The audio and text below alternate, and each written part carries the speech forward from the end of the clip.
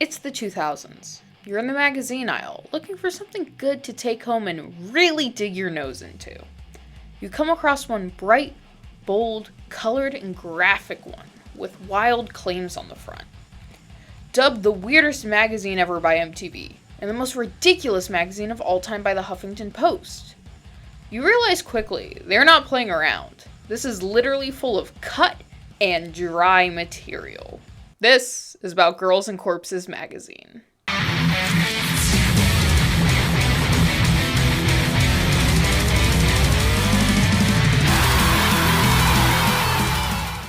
I first came across Girls and Corpses magazine back when I was about 15 looking for trauma movies I haven't seen yet. And along my journey, I ended up seeing Lloyd Kaufman, the founder of Trauma, on this cover of Girls and Corpses. And as the 15-year-old I was quickly enticed seeing the bright, bold title claiming there's gonna be hot chicks with dead corpses in this magazine. And to be fair, I was pleasantly greeted with just that. Now, I was absolutely late to the game when it came to Girls and Corpses at this point for the company, as in 2015 is when I was 15, but Girls and Corpses was founded all the way in 2006, the self-proclaimed love child between Maxim Magazine and Dawn of the Dead, providing exactly what its namesake says: scantily clad women with rotting dead human corpses. Ranging from online blog posts to their print issues, Girls and Corpses was exactly what it was. It was the Y2K hub of IRLnecrobabes.com. They originally began as an early internet blog mag with 15 issues before they went into full print, which sadly they no longer are, but at the end of their print season, they were about at 30 issues deep. Now, of course, I know immediately where your questions are lying. Are these real? Where do they get them? All of that, and we're gonna get into that, but first, let's get into the man behind the madness. Who would create such a magazine like Girls and Corpses? It would be none other than Robert Rhine, aka Corpsey. Rhine is an extremely accomplished writer, actor, and producer, working on projects such as The Craft, Tremors, Rob Zombie's 31, and he was even Rod Sterling in the Twilight Zone ride at Disneyland, which unfortunately is now a Guardians of the Galaxy ride, but it is so absolutely sick and twisted and so absolutely amazing that Robert was somehow in Disney, being such a sick freak he is in the absolute best way possible. His entertainment careers would help lead him into creating Girls and Corpses. When setting up booths at Comic-Con with corpses fake and possibly real, he noticed extremely pretty girls going up and taking photos with them. And the light bulb went off for him, to combine the best of both worlds. Hot girls and dead bodies. What more could anyone possibly want in life? And this obviously led to the creation of Girls and Corpses. Now, as I stated, they started with the blog post, but their first print issue would be in 2007, February, with Sherry Moon Zombie on the cover with a corpse dressed to resemble her husband, Rob Zombie, proving that love is nowhere near from dead. The first issue shows its extremely heavy satire against Playboy, including their own mock photo shoots at the Girls and Corpses mansion, parodying, obviously, the Playboy mansion with plenty of girls in bikinis surrounding corpses. But this was a magazine of substance. Immediately following this mock Playboy spread would actually be a very in-depth interview with a professional embalmer, and things that take place in that including science, gross stuff, smart stuff. I'm obviously not familiar with smart stuff, but, you know, it was in there. They used big words. And this entire issue is actually completely digitized on the Internet Archive. I unfortunately cannot link it to you due to the incident. But just Google it, you freaks. It's very readily available. Beyond just photo shoots, Girls and Corpses contained a various of humorous fake ads or movie reviews, interviews with bands, and like I just mentioned, interviews with people that worked in death. It was a very well-rounded magazine. It just had this very niche, boundary-crossing, shocking selling point that I, in my opinion, think absolutely works. But let's get to it. Where do the corpses come from? This is a verbatim statement from Robert and from the FAQ on girlsandcorpses.com, which is still up and running. The corpses are shipped to us from several locations, most notably South America, Eastern China, and Guam, where the laws are more lenient about intercontinental shipment of cadavers.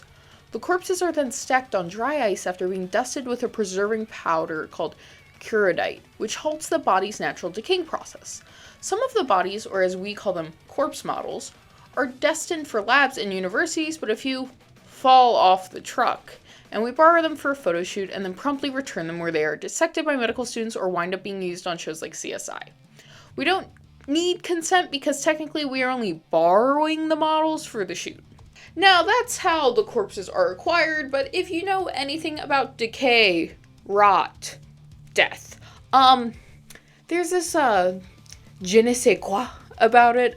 You can't really just have something like that cooking under stage lights, sitting and expecting models to be able to, even honestly be in the same room as it. So obviously there's something that has to be done to them to be able to use in this way, and that would be the process of plastination. Once in the States, the corpses are received in a deep freeze storage facility by a corpse stylist, who washes the bodies with a mixture of fructose, spray and wash, limestone powder, and Coca-Cola.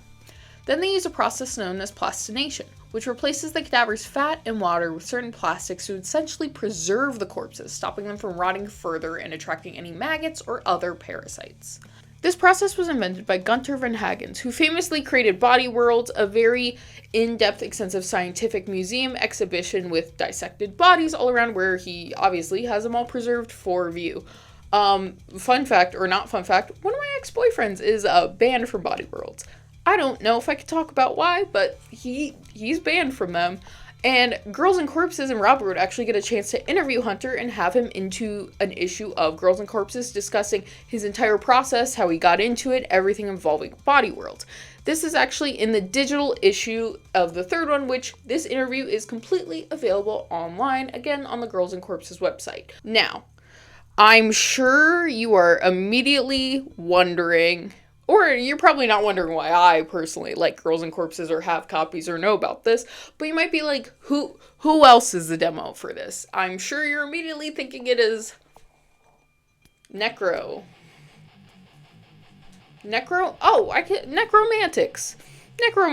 Well, what a lovely key in, which now, because of the incident, has maybe no resemblance to people if they weren't here before the incident.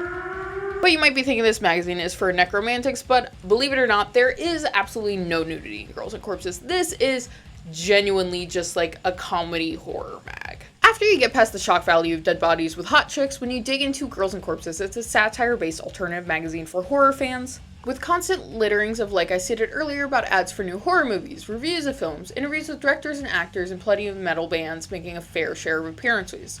Girls and Corpses is the edgier, hotter sister to Fangoria or Rue Morgue. It's definitely a lot more of, we're pushing the envelope, we're being shocking, we're being gross, we're being funny, which really wasn't taking place in a lot of horror magazines at the time. I still feel to this day that there's kind of this negatory view of comedy horror to real horror fanatics, which I personally would love to say I'm a horror fanatic.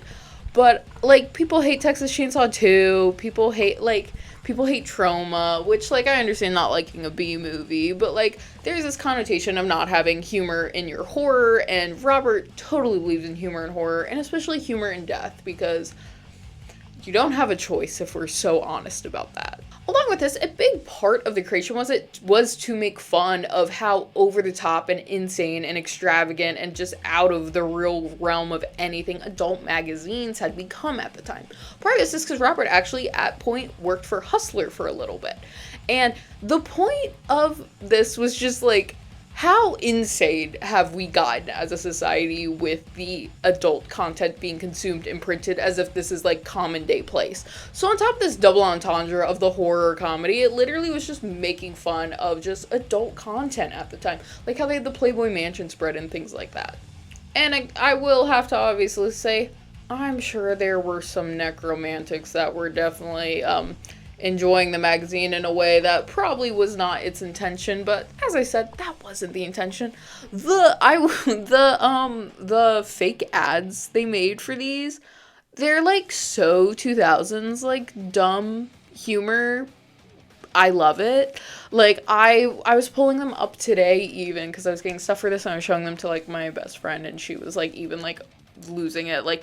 What was it? Corpsicles, stuff like this that was just littered all through the magazine, and you can see them all on the website too. It's just, I love seeing time capsules. And, like, I love that the website has not been updated in a decade. Like, I love a time capsule.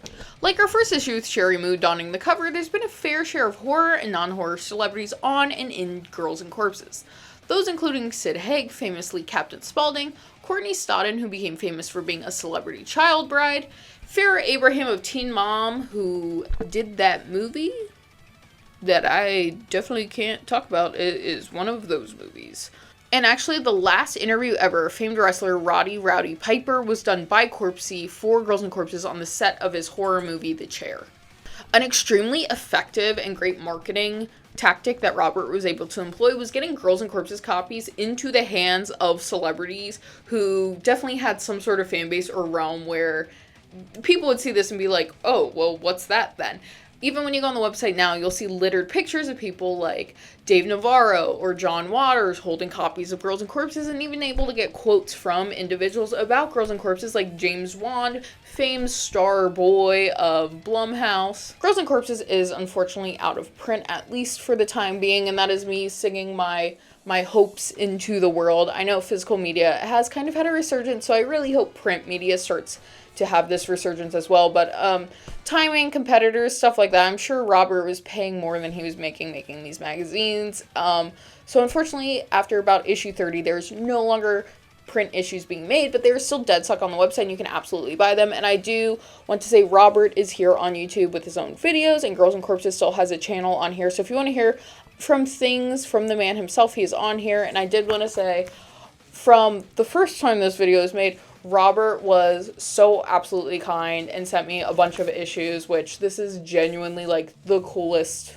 gifts I will probably ever receive. I still kept the post-it note. Like, it probably sounds crazy to some people, but these are like things I probably will like genuinely cherish. Like, if I was a pharaoh in a tomb, these would be put in my tomb with me forever. I'm gonna cherish these. So once again, thank you, Robert Corpsey Ryan, for sending me magazines. That was so beyond amazing. He never had to do that. He did that out of the kindness of his cold, dead heart, and I really do appreciate it. But outside of our print magazines, Girls and Corpses is being kept alive by their film production house, as Robert, again, is a very talented actor, writer, and producer. Their last film, I believe, was Exorcism at 60,000 Feet. You can absolutely buy it or stream it off of Amazon. I do want to say, always support small horror. Pirate A24, pay for indie films. Go support small horror. Supporting small horror is the biggest and best thing you could possibly ever do. Now, the final question, are the corpses real? I'm going to be honest with you, some are, some aren't. And to be fair, I don't have clarification, other than I have, I'm trying to figure out how to say this in a normal connotation. I've been on Rotten.com.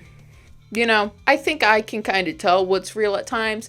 And you can definitely tell some of these, I would like me looking at a specific copy, I'm like, I think some of these are real. I think some of these are real. Obviously, you can tell later on, like, I have a Penn and Teller issue. It's Penn and Teller. They're not dead. Like, they obviously make a bunch of fake ones. This is a gag magazine. So, I will say I think some of them might be real.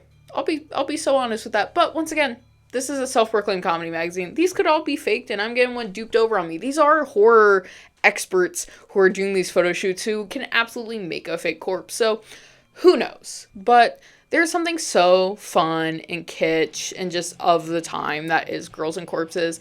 And I feel like it's never gotten its flowers. That's why I made the first video to begin with, is this is just one of those fun little niche horror things that genuinely just brings me joy. I think it is so dumb. It's so fun.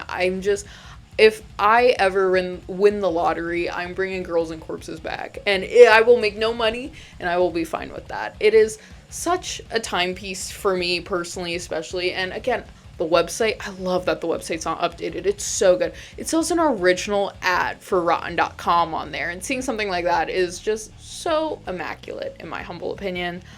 I love Girls and Corpses. I'm sure most people probably gonna think this is bizarro, but that's totally fine. Make sure to let me down below how you feel. And let me know if you get any copies of Girls and Corpses, because it's dead stock. There's not a lot left. So, you know, run while they still have some. Genuinely, I really do mean that. And with that, thanks for watching, liking, commenting, and subscribing. Please make sure to do all those. We're back at square one, which is, you know what, a-okay with me. The best thing you can do is share stuff, so please feel free to share this, and I really do appreciate it. Thanks for watching, and I'll leave you with Girls and Corpses' famous final quote. So many corpses, so little time. Bye.